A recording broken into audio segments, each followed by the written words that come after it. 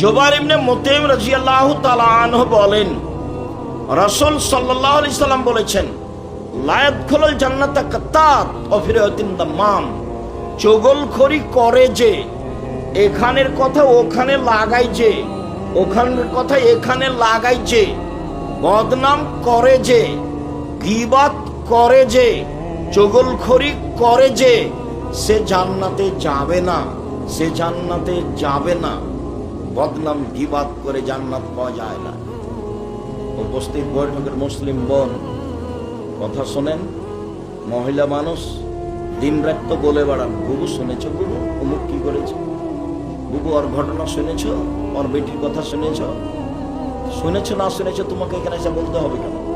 সালাত নাই, নামাজ নাই, পর্দা নাই, কুরসিতে নাই, ঢং ঢং করে এখানে ওখানে ঘুরো আর মানুষের বদনাম করো।